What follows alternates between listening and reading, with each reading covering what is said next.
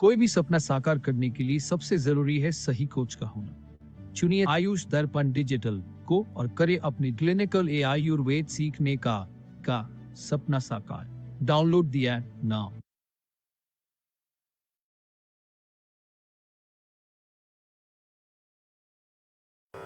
नमामि धन्वन्तरिमादिदेवं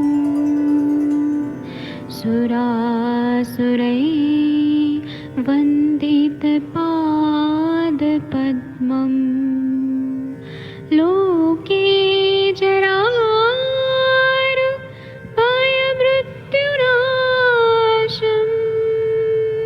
दातारमीशं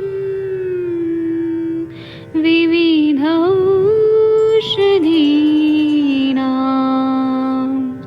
शङ्खं चक्रं जलौकां दधतं मृतघटं चारुतोर्भिश्चतुर्भिः सूक्ष्मस्वच्छादिरुद्यं शुकपरिविलसन्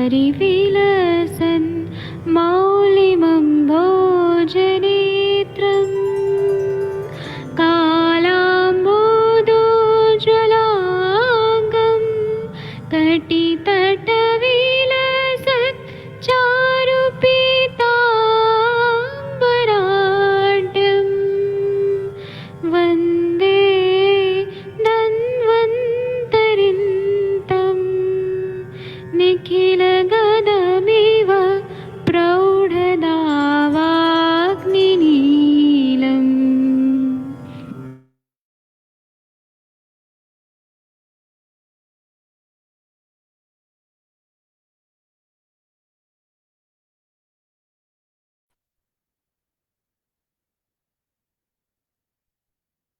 प्रणाम सभी लोगों को। मैं वैद्य अरविंद पाठक आप सभी लोग का स्वागत करता हूं। सभी लोगों को कोटि कोटि प्रणाम करता हूं। आइए आज हम लोग दांत के बारे में बात करेंगे। जो हमारे दांत हैं, क्योंकि हम लोग खाना खाते हैं तो दांत से चबा चबा के खाते हैं। तो अगर दांत खराब है या रक्त धातु खराब है तो सब चीज खराब है। तो हम लोग आज दंत का स्वास्थ्य और रक्त धातु, इस पे हम लोग बात करने वाले हैं। आप सबके सब भारत के सर्वश्रेष्ठ चिकित्सक लोग हैं, सभी को मैं प्रणाम करता हूँ। और जो मैं बताऊंगा वो किसी पुराने वृद्ध वैद्य के विचार हैं जो मराठी में है। आप लोगों को, बहुत सारे लोगों को मराठी नहीं आती है और यह दुर्लभ ग्रंथ से लिया हुआ है। उनका कुछ लेख है, दंत स्वास्थ्य और रक्त धातु। तो मैं आप लोगों को यहाँ पे दिखाते हुए और फिर उनके बात को पढ़ूंगा जो मराठी में है, लेकिन मैं आप लोगों को हिंदी में बताऊंगा। क्या होता है, जो वृद्ध वैद्य होते हैं ना, वो लोग बहुत मेहनत करके कोई भी लेख लिखते हैं और उनका अनुभव रहता है यहाँ पे। तो मैं अभी जो भी बताऊंगा, पहले मैं अपने आप को हटा देता हूँ ताकि मुझे देख के मराठी में देखना है और हिंदी में बोलना है।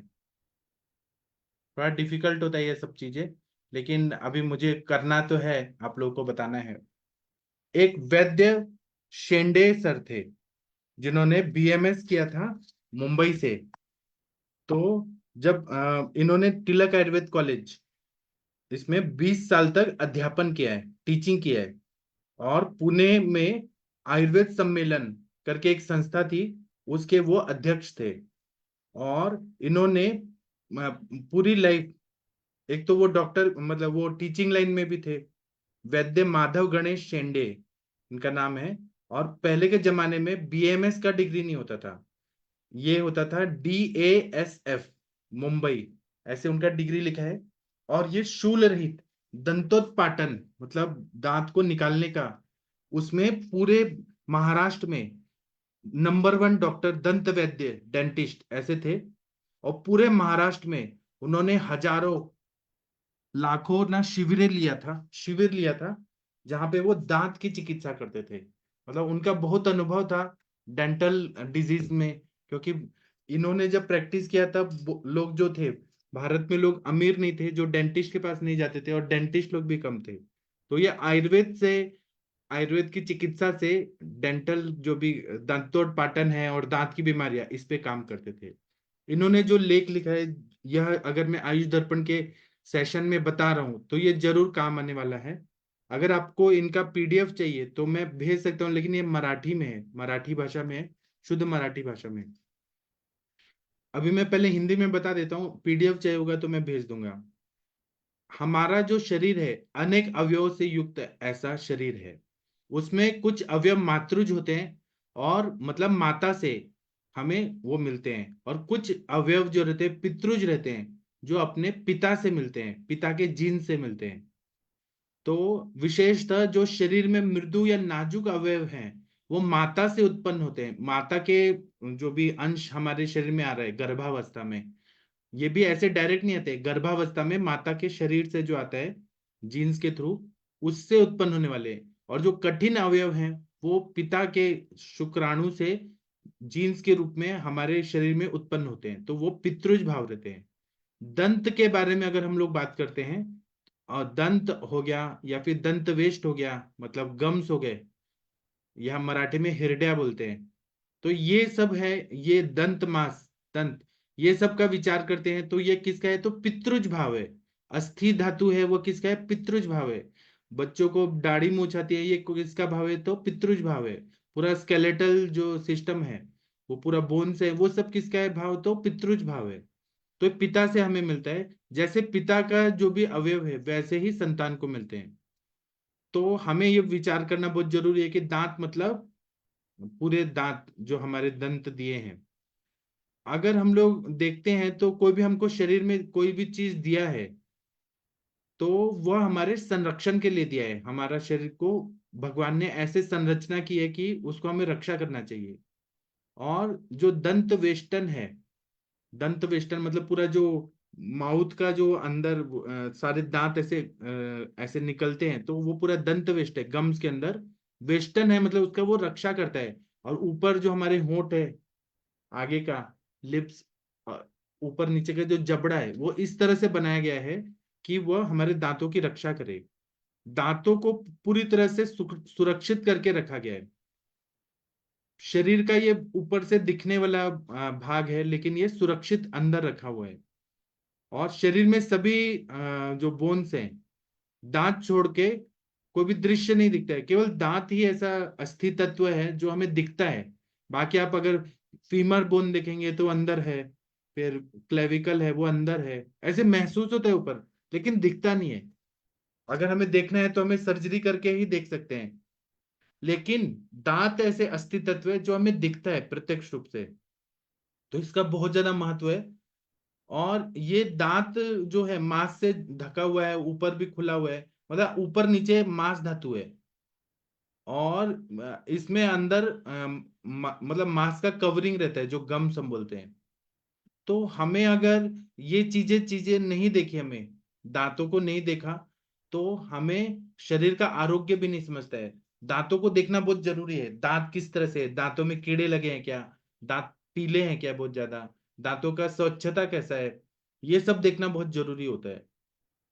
अगर हमें देखें कि जिसका ना बोन, ऐसा कोई इंसान है जो बहुत क्रुश है, बहुत पतला है, स्लिम है, और उसके हड्डियां दिख रही हैं, तो हम लोग क्या बोलते हैं कि वो रोगी है। उसका मांस का क्षय हुआ है, मेद का क्षय हुआ है, उसकी सब रक्त वाहिनियां दिख रही हैं, तो वह रोगी है। किसी न किसी को अगर हम लोग किसी न किसी तरह से रोगों का मूल देखना है, तो हम लोग रस आदि धातुओं का क्षीणता ये सब देखते हैं। और रसादि धातु मतलब रस, रक्त, मांस, मेद, अस्थि, मज्जा, शुक्र, इसका क्षय होता है, तो उसके हड्डियां जो हैं वो स्पष्ट रूप से दिखाई देने लगती हैं।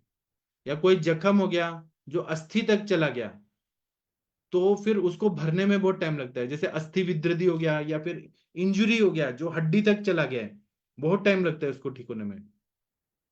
और कोई दांत हड्डी जो है वह अगर बाहर निकल गया, तो वो मतलब शरीर से बाहर निकल रहा है, तो वो अनारोग्य का दर्शक है। हड्डियां जितने भी अस्थि धातु है, अस्थियां, वो सब ढकी हुई रहती हैं। लेकिन दांत के बारे में ऐसा है कि दांत अगर ओपन हमने रखा, तभी ऐसा कुछ ऐसा नहीं है कि वो दांत खराब हो जाएंगे। दांत तो हम हंसते हैं, ही हंसते हैं, आप लोग भी हंसते होंगे। और लाफ्टर चैनल में तो दांत दिखा के ही हंसने के लिए बोला जाता है। वो अर्चना पूरन सिंह और वो सिद्धू जी जो है वो कितना हंसते हैं, दांत दिखा के हंसते हैं। तो ये तो दिखाने वाली चीज है, दांत को दिखाना वाला बात है। और ऐसे कोलगेट और ये क्या क्या अलग अलग दंत कांति वगैरह का है, तो मोतियों जैसे दांत, ये तो दिखाने वाली चीज है दांत, इसको ढक के नहीं रख सकते हैं, रखना है लेकिन वो दिखा भी दे तो कोई तकलीफ नहीं होती। अगर गम्स में कोई तकलीफ होने लगी, मसूड़ों में कोई तकलीफ होने लगी, तो दांत जो है वो शरीर का स्थिरता कम हो रहा है ऐसे लगता है, और दांत हिलने लगे तो मतलब वो गिर भी जाते हैं। तो अगर मसूड़े मजबूत हैं तो दांत अगर सड़ा भी है, कीड़े भी लगे हैं, तो वो हिलता नहीं है, ऐसा हमें व्यवहार में दिखता है। तब मसूड़ों जैसे नाजुक दिखने वाले मातृज अवयव को दांत जैसे मसूड़े हैं, वो किसके बने हैं, तो वह मातृज भाव है क्योंकि मांस धातु से बना है मसूड़े। लेकिन दांत जो है वह किसका है, पितृज भाव है। तो दांत का आरोग्य अगर हमें देखना है तो मसूड़े कैसे हैं, क्योंकि रूट जो है, दांतों का रूट कहाँ है, मूल कहाँ है, तो वह अंदर है, मसूड़ों के अंदर है। शरीर में मातृज अवयव जो है, जैसे मतलब जो माता का गुण दोष ज्यादा आता है, तो मृदु अवयव जो हैं उनपे उसका इफेक्ट दिखता है। जिनका जो मसूड़े हैं, मसूड़े मातृज अवयव है, तो उसका आरोग्य या अनारोग्य मतलब रोगावस्था या रोग, ये सब हमें मसूड़ों पे कब इफेक्ट दिखता है, जब रक्त धातु खराब होता है, मांस धातु खराब होता है, मेद धातु खराब होता है, यकृत और प्लीहा आदि अवयव खराब होते हैं, तो उसका इफेक्ट गम्स पे भी आता है। शरीर में हम लोग रक्त और दंत, इसके बारे में विचार करेंगे तो हमें रक्त के संबंध में ज्यादा विचार करना पड़ेगा, क्योंकि जब मसूड़ों से खून आ रहा है तो इसका मतलब है कि रक्त पित्त है, हो सकता है रक्त पित्त है। तो वो शरीर में रक्त कैसा है वह जानना समझना बहुत जरूरी होता है, और एनालिसिस करना बहुत जरूरी होता है। दंत का स्वास्थ्य किस पर टिका है, तो मसूड़ों पे है, और मसूड़ों के साथ साथ रक्त धातु कैसा है उस पर डिपेंड करता है। अगर रक्त धातु दूषित है तो उसका इफेक्ट दांतों पे आएगा, दंत खराब हो जाएंगे। बहुत सारे पेशेंट ऐसे आते हैं जिनका दांत पूरे काले काले हो जाते हैं, तो उनके रक्त की दृष्टि होती है ना, या रक्त पित्त है तो दांतों से खून आते हैं। मसूड़ों का भी स्पेशल है कि मसूड़ों में पायरिया लग गया है तो दांत कमजोर हो जाएंगे, इन्फ्लेमेशन होगा, जिंजिविटिस होगा, पायरिया होगा, पस आएगा। तो कहीं ना कहीं इन्फेक्शन तो पूरे रक्त धातु में है ही, उसका हमें विचार करना चाहिए। शरीर में रक्त का बहुत ज्यादा महत्व है, रक्त पे पूरा जीवन अवलंबित रहता है। रक्तम जीव इति स्थिति, रक्त नहीं तो मनुष्य जीवित नहीं रह सकता है। और मृत्यु वाला जो शरीर है, जिसको मृत्यु हो गई है, वह खराब हो जाता है। रक्त खराब हो गया, मृत्यु आ गई, या फिर मृत शरीर का रक्त निकाल के देखिए, वो रक्त नहीं रहता है, वो पूरा सब डेड हो जाता है। तो रक्तम जीव इति स्थिति, जब तक शरीर में रक्त अच्छा है, प्राकृत है, तो जीव है। तो उसका इफेक्ट जो है, शरीर में रक्त अच्छा रहेगा तो मसूड़े अच्छे रहेंगे, और वह पूरे एकदम पिंकिश रेडिश ऐसे अच्छे दिखेंगे मसूड़े। लेकिन रक्त में दोष निर्मित हो गई तो मसूड़ों के कलर पे भी चेंज आने लगता है। पांडु रोग में जब हम लोग आंखें देखते हैं, आंखों में स्क्लेरा बहुत व्हाइट हो रहा है, उसके साथ में हमें मसूड़े भी देखना चाहिए। मसूड़ों का रंग कैसा चेंज हो रहा है, क्या मसूड़ों में चेंजेस आ रहे हैं, मतलब कहीं ना कहीं कोई बीमारी है। पहले के जमाने में अ, हमारे सर बताते हैं, जमदग्नि सर, कि एक अवयव देख के ही बहुत सारी बीमारियां बताते थे पहले के लोग। तो एक बनारस में एक वैद्य थे, बहुत पुराने पारंपरिक वैद्य थे। वह किसी का नाखून लेके, नाखून भेजा जाता था कुरियर से, और वह नाखून देके बीमारी का डायग्नोसिस करते थे, और फिर वो दवाइयां बताते थे कि ये दवाई वो दवाई। तो एक बार एक किसी ने, पुणेकर जो लोग रहते हैं बहुत इंटेलिजेंट होते हैं पुणे वाले लोग, तो उन्होंने सोचा कि इसका हम टेस्ट लेते हैं, ये बेवकूफ बनाता है कि सच में। उन्होंने क्या किया कि भालू का जो नाखून है वो जू से लेके आए, और भालू का नाखून को काट के और एकदम ऐसा शेप में बनाया कि वो मनुष्य का लगे, और वो भालू के नाखून को उन्होंने पार्सल कर दिया। वहां से जवाब क्या आया कि आपने किसी मनुष्य का नाखून नहीं भेजा है, और जिस भालू का आपने भेजा है उसको अस्थमा की बीमारी है, श्वास रोग है, तो उसकी ये दवाइयां हैं। तो इनका दिमाग चकरा गया कि इतना परफेक्ट डायग्नोसिस, और भालू का नाखून भी पहचान लिया उन्होंने। वैसे ही पहले के जमाने में लोग मसूड़े देख के ही बीमारी का डायग्नोसिस करते थे। किस तरह से गम्स है, अगर गम्स में चेंजेस आ रहे हैं, और आप लोग देखते भी होंगे कैंसर के पेशेंट का गम्स देखिए, जो पीलिया रोग हुआ है, कामला व्याधि है, जॉन्डिस है, उनका गम्स देखिए, या फिर मतलब जो भी और भी बहुत सारी बीमारियां हैं उनके गम्स देखिए, कुछ ना कुछ अलग ही दिखेगा। ज्वर व्याधि में भी देखेंगे, क्रॉनिक फीवर है तो उनके मसूड़े कुछ अजीब तरह के हो जाते हैं। मतलब रक्त की दुष्टि हो रही है, वही स्थिति अगर बहुत दिन तक रहे तो उसका शरीर में मांस धातु पे इफेक्ट आता है। और जितने मसूड़े हैं वह दंत मांस, ऐसे जब बोलते हैं दांतों का मांस, तो वह रक्त पे डिपेंड करता है। रक्त की जो स्थिति है वह स्पष्ट रूप से देखने के लिए हमें मसूड़े देखना है, और शरीर में मांस धातु कैसा है यह भी अगर हम देखें इस दृष्टिकोण से तो हमें बहुत कुछ समझ आता है। रक्त दूषित होने पे जो मसूड़े हैं वह भी आरोग्य रूप से नहीं रहेंगे, मतलब वो हेल्दी नहीं रहेंगे मसूड़े। और अगर और अगर मसूड़े खराब हुए तो दांत तो खराब होंगे ही होंगे, 100% है, क्योंकि उसी के आधार पे तो दंत मूल है। अगर हम लोग जैसे सेब खा रहे हैं, या फिर हम लोग अमरूद खा रहे हैं, पेरू अमरूद खा रहे हैं या चना चबा रहे हैं, अगर मसूड़े कमजोर हैं तो वो बहुत दर्द करेगा। आइसक्रीम खा रहे हैं तो झंझनाहट होगा बहुत ज्यादा। मसूड़ों पे ही सब कुछ डिपेंड करता है कि दांत का स्वास्थ्य कैसा है। और मसूड़ों का स्वास्थ्य रक्त धातु पे डिपेंड करता है, मांस धातु पे डिपेंड करता है। तो हमें ये पूरा अभ्यास करना चाहिए। इसके साथ में अगर मॉडर्न व्यू से देखा जाए तो रक्त में अगर कैल्शियम की कमी है तो दांतों तक वो कैल्शियम जा नहीं रहा है, अस्थि तत्व जा नहीं रहा है, तो दांत टूटने लगते हैं। जैसे कि प्रेगनेंसी में आप लोगों ने देखा होगा, प्रेग्नेंट वुमेन को अगर सीरम कैल्शियम की कमी है तो दांत में क्रैक्स पड़ते हैं, छोटे छोटे टुकड़े होते हैं। तो एलोपैथी के डॉक्टर्स तो कैल्शियम सप्लीमेंट देते हैं, हम लोग प्रवाल पंचामृत देते हैं, मतलब हमारा जो सुधा कल्प है वो सब देते हैं, तो वो दांत अच्छे होते हैं। अगर माता का दांत में कुछ खराबी है तो बच्चे के दांत में भी खराबी होगा। भले वो पितृज अवयव है लेकिन वो माता के थ्रू ही शरीर में जा रहा है। ये पूरा जो एनाटॉमी में हमने पढ़ा है, माता के शरीर से गर्भ पोषण होता है, बहुत ही महत्वपूर्ण है। तो अगर हमको माता का दांत अच्छा किया तो बच्चे का दांत अच्छा हो जाएगा, उसका अस्तित्व, क्योंकि सारा कैल्शियम तो बच्चे के ग्रोथ में, बोन्स और दांत बनाने, दांत नहीं बनता है बच्चे का, लेकिन बाकी बोन्स के डेवलपमेंट में जा रहे हैं वहां पे, तो वो पूरा कैल्शियम की कमी रहती है पूरे 9 महीने। तो इसीलिए दांतों का आरोग्य के लिए मसूड़ों का जो स्वास्थ्य है वो बहुत ही इंपॉर्टेंट है। और दांतों का वेस्टर्न करता है मसूड़े, वेस्टर्न मतलब उसको पकड़ के रखता है पूरी लाइफ तक।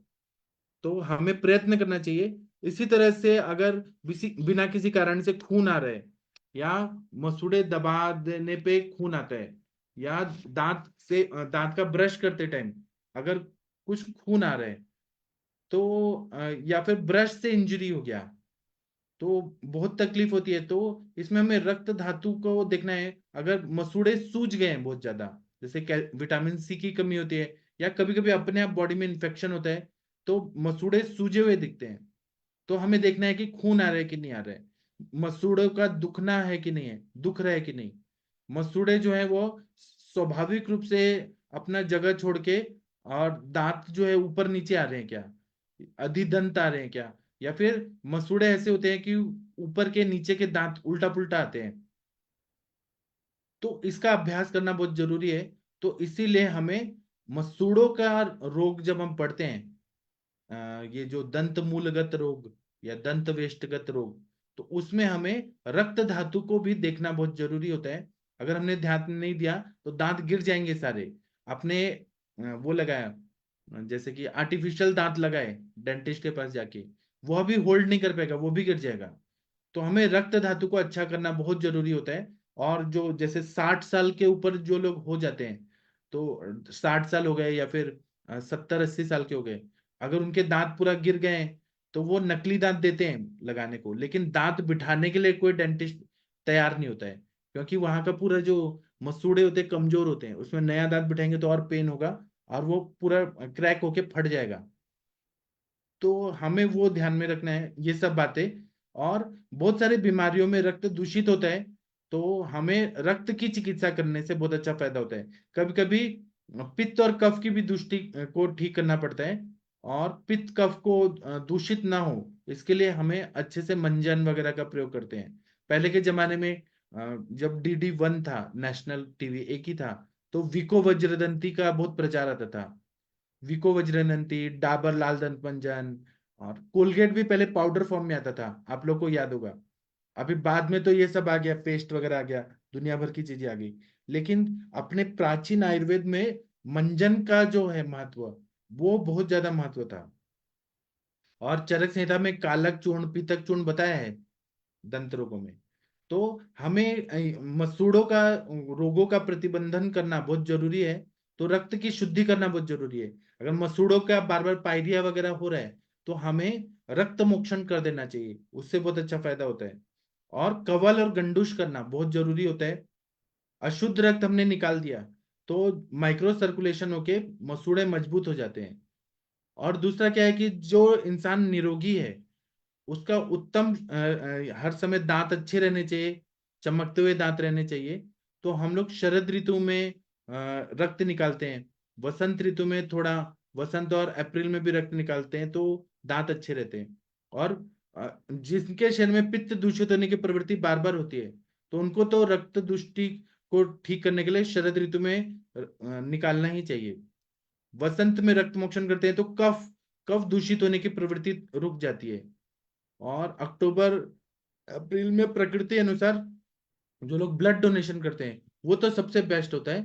इससे रक्त का कार्य उत्तम होता है, अच्छा ब्लड तैयार होता है बार बार रक्तदान करने से।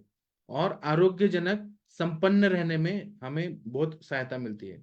इसका मतलब है कि रक्तदान करने से मसूड़ों का जो स्वास्थ्य है वो टिका हुआ रहता है, इसलिए दांतों का रक्षण होता ही होता है। और ब्लड सर्कुलेशन अच्छा हो, रक्त धातु अच्छा हो, इसके लिए बहुत सारी वनस्पतियां हमारे आयुर्वेदिक ग्रंथों में बताई हैं, जैसे कि गुडुचि है, पुनर्नवा है, मंजिष्ठा है, नीम है। इनका भी उपयोग करें तो बहुत अच्छा फायदा होता है। और अपने आचार्यों ने तो बताया, शरीर चिंता निवृत्त कृत शौच विधि तथा, मतलब ब्राह्मे मुहूर्ते उत्तिष्ठे स्वस्थो रक्षार्थम आयुषो, पहला श्लोक है। फिर शौच विधि के बाद दंत धावन बोला है। तो उन्होंने बोला दंत मासान बाध्यन, मतलब दंत और मांस को अबाध्यन, ऐसा हमें दातुन करने के लिए बोला है। उसमें खदीर है और बहुत सारी वनस्पतियां हैं जिसका दातुन, नीम है, ऐसे दातुन करने का बताया है। आज के जमाने में कोई नहीं करता है लेकिन वो करना चाहिए। कैंसर के पेशेंट को तो दातुन से ही करना चाहिए, तो बहुत अच्छा फायदा होता है। तो जो पहले के जमाने में दातुन किया जाता था, दातुन से क्या होता था, कषाय रस जब जाता था तो मसूड़े मजबूत रहते थे। तो कितना मतलब चना भी लोग आसानी से खाते थे, कोई तकलीफ नहीं होती थी। और पहले के जमाने में जो दांतों पे मतलब दांत अच्छे रहे, इसलिए हर पूजा के लिए पहले या कभी आचमन कराया जाता था। आचमन जो कराया जाता है ना, वो माधवाय नमः, केशवाय नमः, ऋषिकेशाय नमः, उसका मतलब है कि मतलब आचमन करेंगे तो दांतों का स्वास्थ्य अच्छा रहेगा, वाणी अच्छी होगी, मुंह की शुद्धि होगी। ये बहुत ज्यादा महत्वपूर्ण है, इसको समझना चाहिए। लोग क्या करते हैं कि खाते रहते हैं दिन भर और ब्रश एक ही बार करते हैं, गलत बात है। एक बार सलमान खान का इंटरव्यू हो रहा था, तो उससे किसी ने पूछा सलमान खान से कि आप कितनी बार ब्रश करते हैं। उसने कहा मैं 8 बार करता हूँ, हर 3-3 मिनट का मैं ब्रश कर लेता हूँ 8 बार। तो उसके दांत देखिए, सलमान खान के दांत कितने अच्छे हैं। लेकिन इतना भी दांत जोर जोर से नहीं घसना चाहिए कि दांत ही घिस जाए, इतना नहीं करना है। तो और दूसरा क्या है कि अग्नि और पचन क्रिया, इसको अगर अच्छा रखना है तो हमारे दांत की स्वच्छता रहना बहुत जरूरी है। आप बोलेंगे शेर तो ब्रश नहीं करता, उसका क्या है? तो वो तो एनिमल है, हम मनुष्य हैं। हमारा जितना भी व्यवहार है वो दांतों पे, मतलब बोलने में, अभी शेर अगर कोई मांस खाएगा, कच्चा मांस खाएगा, उसके मुंह से स्मेल आएगा, तो उसको चलता है, वो जानवर है। हम मनुष्य हैं, हमारा दांत जो है स्वच्छ रहना चाहिए, मुंह का दुर्गंधी नहीं आना चाहिए। इसके लिए दांतों का स्वास्थ्य रखना बहुत जरूरी है। और पूरा शरीर बल जो है, वह अगर हमने अच्छा अग्नि रखा, पाचन क्रिया अच्छा रखा, दांत की स्वच्छता रखी, तो शरीर भी बलवान रहता है। और ऋग्वेद में भी बोला है कि अजो विस्त्रामना सत्या कराम वाम महे यामन पुरुभुजा पुरंधी श्रुतम तचा शुकी वहनी मत्रया हिरण्यमस्तमश्विना वदंतम। मतलब अश्विनी कुमार जो थे, जो ट्विंस ब्रदर थे, देवताओं के वैद्य, उनके दांत जो थे बहुत ही अच्छे थे। जैसे इन्होंने बोला है हिरण्य, मतलब सोने की तरह दांत थे, वो कभी टूटते नहीं थे दांत। क्योंकि अश्विनी कुमार वैद्य थे, तो उन्होंने अपने दांतों पे बहुत सारा ऐसा चीजें प्रयोग करते थे कि उनके दांत बहुत अच्छे थे। तो अश्विनी सूक्त में ऋग्वेद पहला अध्याय 116 नंबर का जो सूक्त है, उसमें ऋचाएं जो हैं उसमें ये बताइए कि अश्विनी कुमारों के दांते बहुत अच्छे रहते थे। जी, अब आप लोग कुछ बोलना चाहते हैं बोल सकते हैं। वैद्य शशि तिवारी मैम, आपके दांत दिखा सकती हैं, आपके दांत कैसे हैं? हंस रही है मैम। जी सर। जी, कुछ बोलिए दांत पे आपका क्या विचार है? अच्छा, आप दिखा रही वाकई बहुत हैं, अच्छी सॉरी चीज सॉरी, है। सबसे बड़ी बात है कि मैंने आप दिखा रही हैं दांत तो दिखा सकती हैं आप। देखिए शशि मैम के दांत। अभी मैं योगा कर रही थी। जी, जी मैम बोलिए, आप कुछ बोल तो बोलिए। जी सर।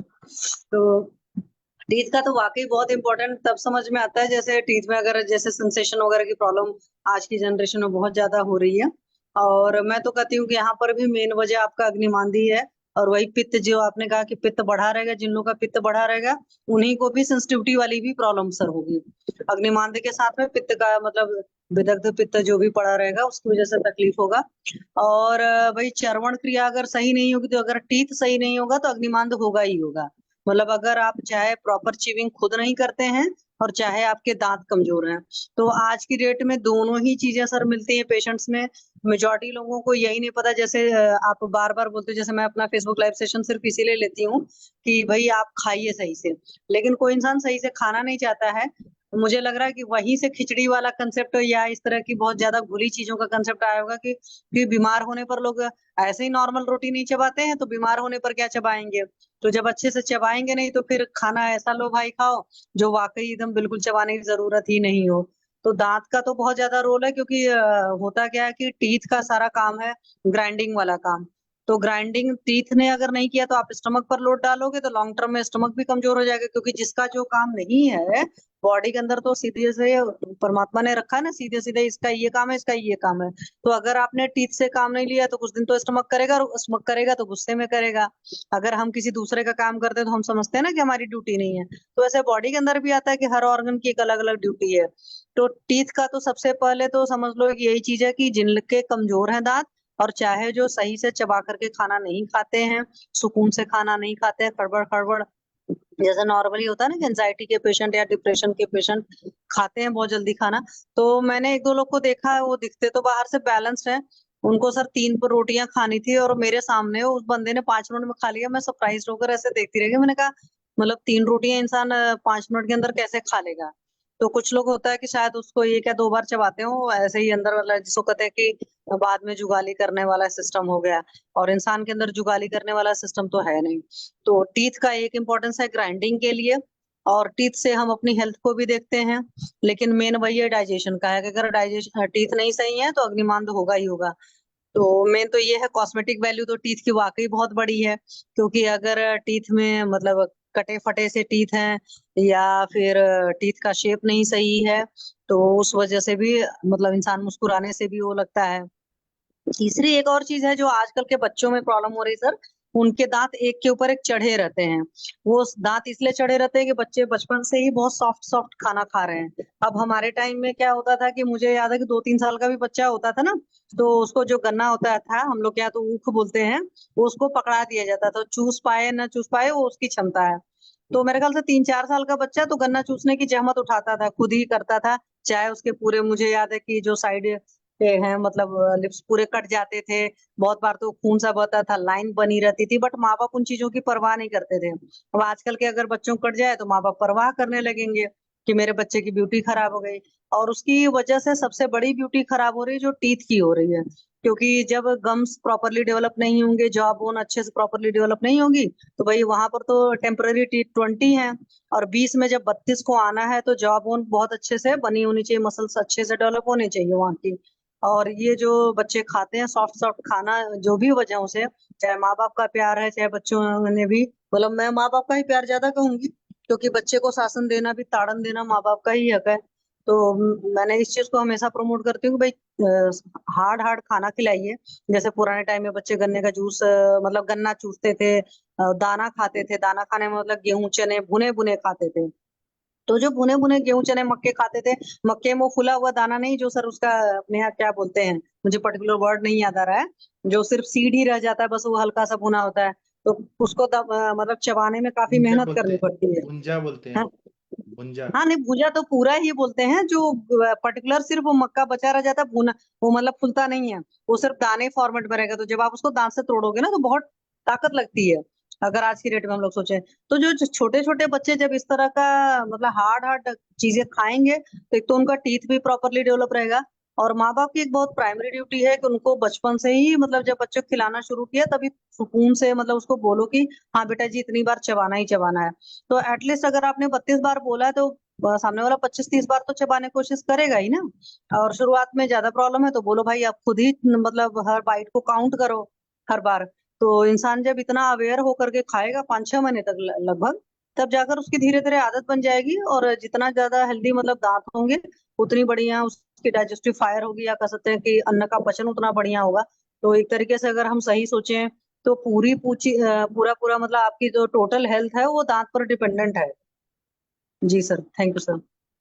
चलिए, और कोई दांत दिखाना चाहते हैं? अनुरिता मैडम, वंदना मैडम, कोई दांत दिखाना चाहते हैं तो दिखा सकते हैं, आपके मोतियों जैसे दांत। बोलिए।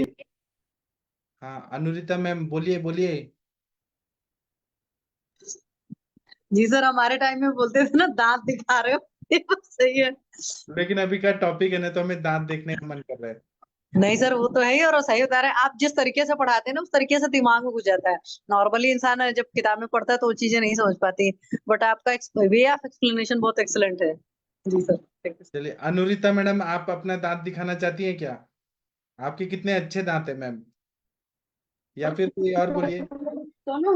जी नहीं सर, मेरे आप दांत सुंदर नहीं है मुझे वीडियो मालूम है, वीडियो दिखाइए। लेकिन या आपने वॉट एवर राखी यू भी नहीं टेकन बांधा इस वेरी साल। Good sir. बोलिए बोलिए हाँ मैम, आपने राखी भी नहीं बांधा इस साल। सर, बहुत डिस्टर्बेंस। अच्छा ठीक है। सर मैं थी नहीं एक्चुअली पूना में, नहीं तो आपको तो मालूम है कि राखी पूर्णिमा आऊंगी, मैं नेक्स्ट वीक आऊंगी सर। भद्रा था ना सर, तो हमारे यहाँ भद्रा में नहीं करते हैं, वो अच्छा नहीं रहता है। अच्छा तो सैटरडे बोलिए। संडे आऊंगी मैं आपके पास। हाँ आप बोलिए, आपको क्या कहना है ये टॉपिक पे? अभी कहाँ चली गई अनुरिता मैम, आप कहाँ जा रही हैं? कोई और बोलिए फिर। सर हाँ मैंने बोला मैं संडे को आ रही हूँ, हमारे वो यहाँ पे ठीक है, भद्रा पे लेकिन आप नहीं ऑप्शन करते हैं। दांतों के बारे में आपका क्या अनुभव है? कुछ तो बोलिए, यहाँ पे कुछ बोलिए आप। सर दांतों के बारे में एक्चुअली आपकी डाइजेशन का, आपकी जो भी पचन क्रिया का, मतलब आज मैं डिसेक्शन करते वक्त पैरोटिड ग्लैंड और सलाइवरी ग्लैंड ही दिखाई थी, तो ये सारी चीजों की इसमें पचन की आपकी जहाँ स्टार्टअप जहाँ पे है, मतलब हम जहाँ बोलते हैं कि अपना बोधक का काम करे या फिर आपका कार्बोहाइड्रेट का या स्टार्च का डाइजेशन, लेकिन बहुत इंपॉर्टेंट आपका ओरल हाइजीन में आपका डेंचर काम करता है। और मेनली जो आपने जो चीज बताई इस चीज में, खास करके डायबिटिक के पेशेंट में आपका दंत जो भी परीक्षण है बहुत जरूरी है, उसके साथ में डेंचर का जो भी प्लेकिंग है, उसके बाद में अभी मैडम ने जो बताया, तो आजकल जो है गम्स के वहां पे ही बहुत ज्यादा दिक्कतें जो हो रही है, ओरल हाइजीन ना ठीक से रखना, या फिर दूसरा चीज over use of fluoride and lot of chemical, जो धीरे धीरे करके जो भी अंदर का कैल्शियम खुद डिटोरेट करते। जैसे फ्लोराइड एक थोड़ी देर के लिए आपकी डेंचर की वाइटनिंग के लिए अच्छा है, लेकिन अगर वो सब आपके सर्कुलेशन में अंदर जाके अगर वो दिक्कत करता है, डायरेक्टली वो ब्रेन की सेल्स को हैमर करता है। तो इसकी वजह से there are lot of things sir, लेकिन आपका दंत परीक्षण हमारे इसमें बहुत इंपॉर्टेंट ये करता है। खास करके सर जिन लोगों का अस्थि धातु की क्षीणता ड्यूरिंग इंट्रायूट्राइन लाइफ, अगर उस धातु का पोषण नहीं हुआ हो, तो वो चीज में जैसे आज हमारे जो 6 भाव हैं उसमें से पितृज भाव में हमारे दंत आते हैं, हमारे चरकाचार्य जी, सुश्रिताचार्य जी और अष्टांग संग्रह तीनों में भी यही उल्लेख है। लेकिन वहां पे जब आपका वो भाव डेवलप हो रहा है, उस वक्त में अगर उसका पोषण ठीक से नहीं हो, उस वक्त में अगर कुछ ना कुछ बात की रुक्षता या बात का, तो वो सारी चीज का हम इतने माइन्यूटली नहीं केयर करते। और वही वजह है कि आज का सबसे बड़ा प्रॉब्लम है सर, सबसे बड़ा डेंटल कैरीज, या फिर डेंचर अच्छा नहीं आना, या फिर डेंचर जो भी कैल्शियम और लेस होने की वजह से दंत से रिलेटेड, और जहाँ पे आपका पचन बिगड़ा वहां पे आपका जो भी है पूरी जीआईटी पे। लिटरली मैंने ऐसे कुछ चीजें देखी है सर, कि मैं भी यहाँ पे, क्योंकि वो पर्सनली काफी रिलेटेड है मेरे पेशेंट्स वगैरह से, कि डेंचर की ट्रीटमेंट के बाद में patient has reached up till facial paralysis, patient has reached up till, इतना दिक्कत ये होता है बिकॉज जब आप डेंचर का कोई भी इन्वेजिव ट्रीटमेंट करते हो, वहां पे अगर आपका फेशियल नर्व या ट्राइजेमिनल नर्व या कोई भी अगर डिस्टर्ब होता है, तो वो एक्सटर्नल कैरोटिड की ब्रांच होने की वजह से there are lot of changes, कि कभी टेस्ट बड खराब हो जाते हैं, कभी इंसान की भूख पे नहीं आता। और आई वोंट, मतलब मुझे कुछ भी नहीं लगता अभी ये बोलते हुए to admit that my mother was being taken out all the denture, जिसकी वजह से वो सीवियर ग्रहणी की पेशेंट हो गई थी।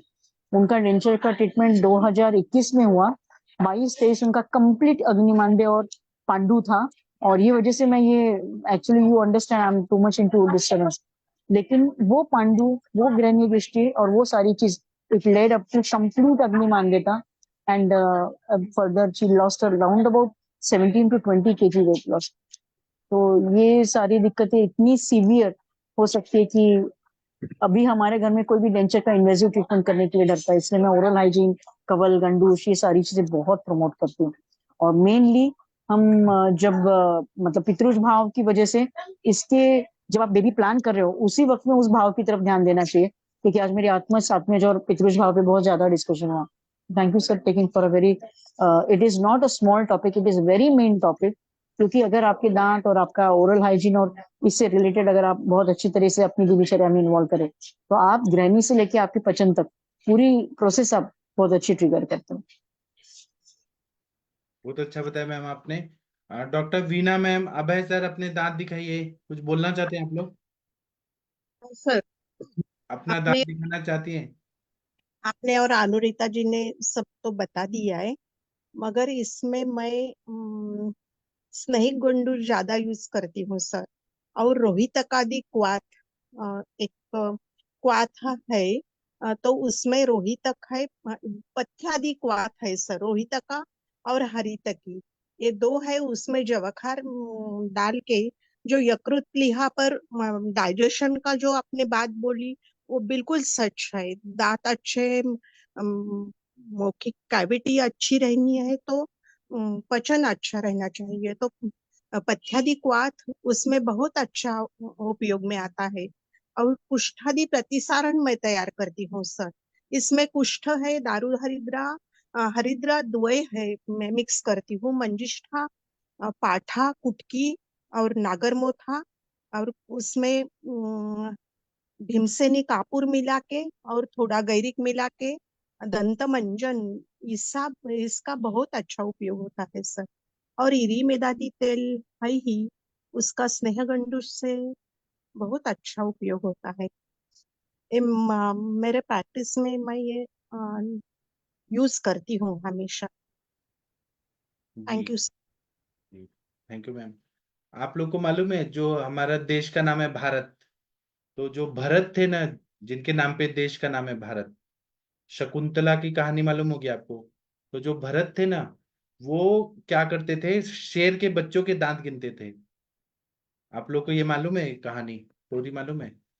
वो इतने बहादुर थे। चलिए आगे, वंदना मैडम, आप कुछ बोलना चाहेंगी इस टॉपिक पे?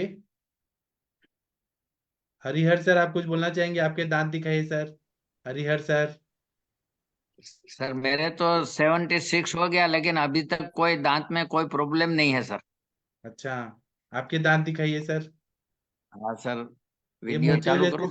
हाँ, मोतियों जैसे दांतों का क्या राज है? देखो सर, जी। कभी खून वगैरह नहीं आया?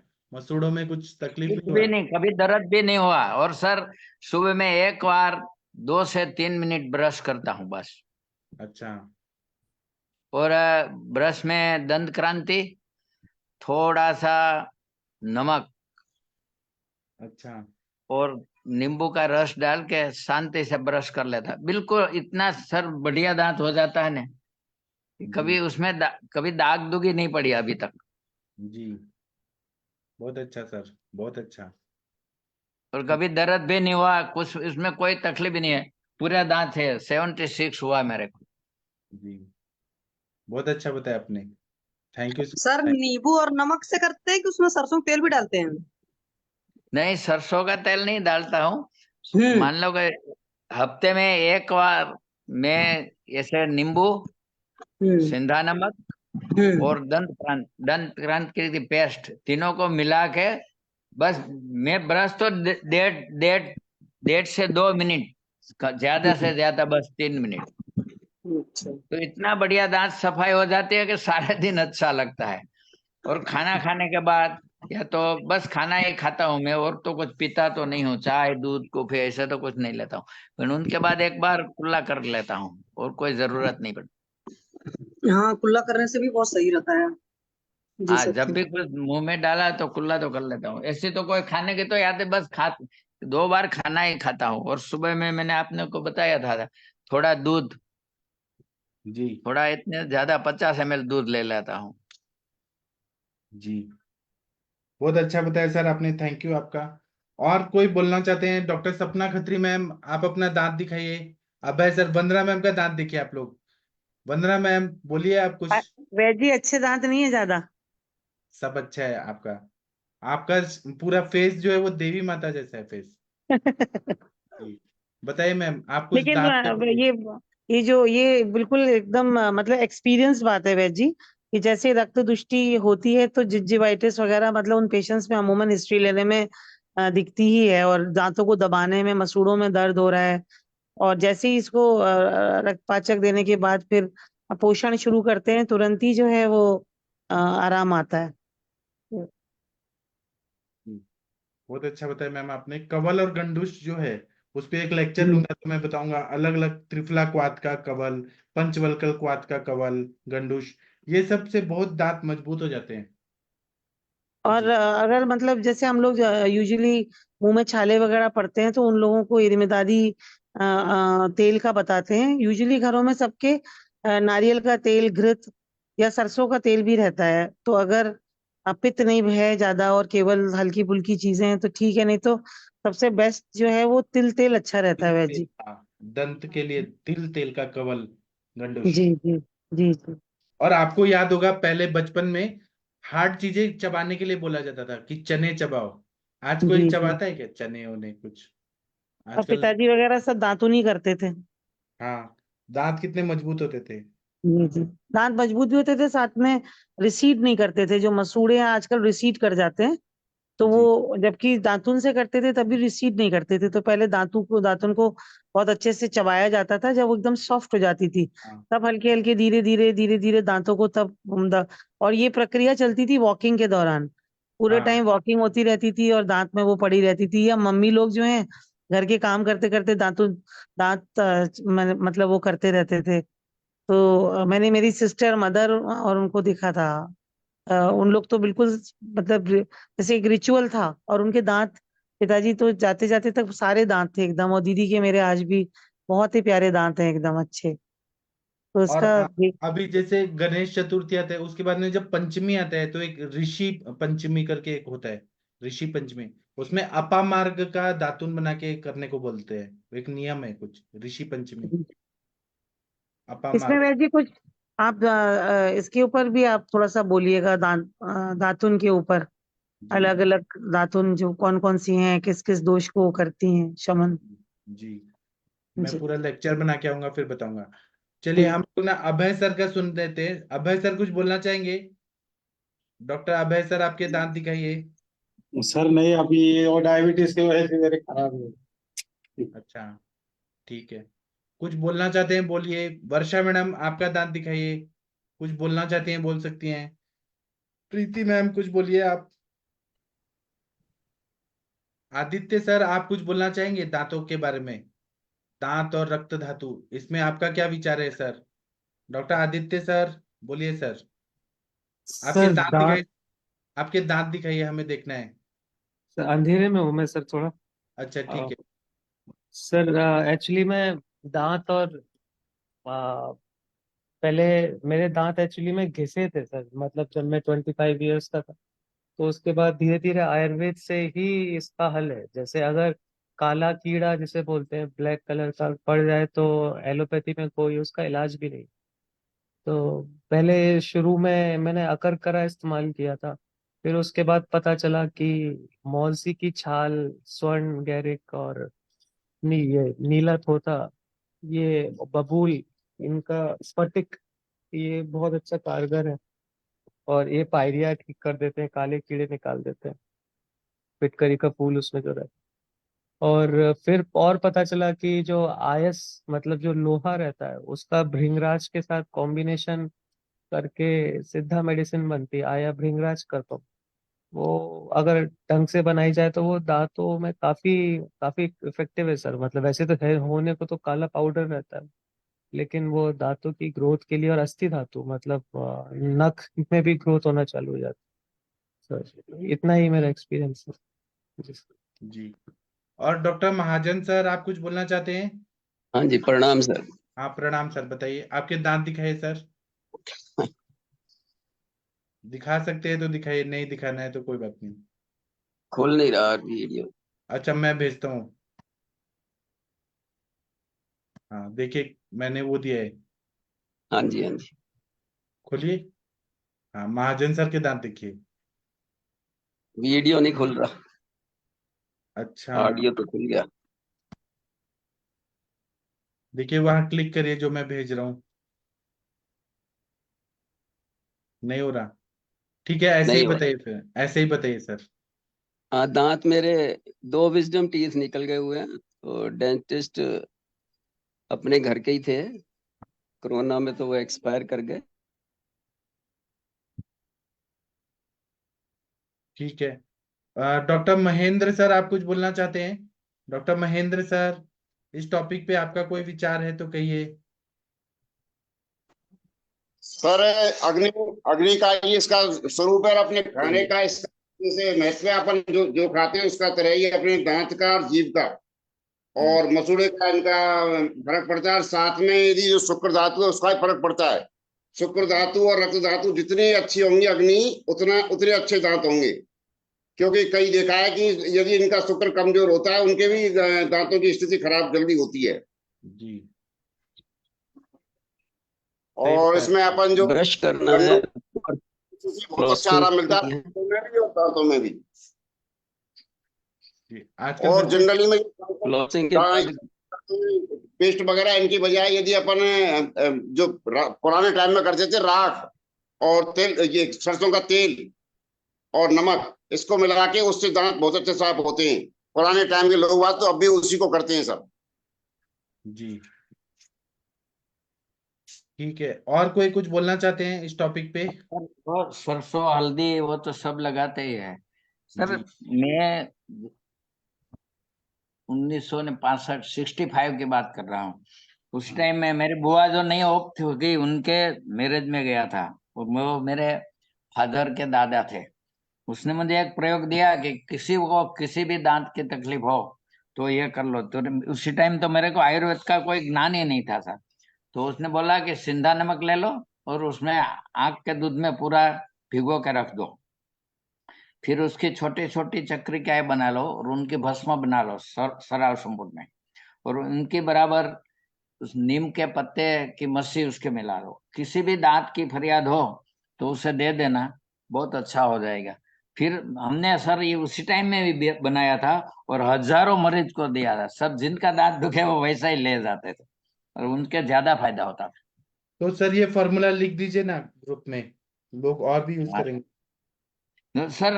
अब मैं तो अभी बनाता ही नहीं, पर उसी टाइम इतना बनाया था और इतना घूम घूम के अर्क का मदार का रस निकाला, दूध निकाला, इसमें सिंधव में भिगो कर उनके शराब संपुट में डालकर फिर उसकी भस्म बनाई और उसमें नीम का पत्ते की भस्म।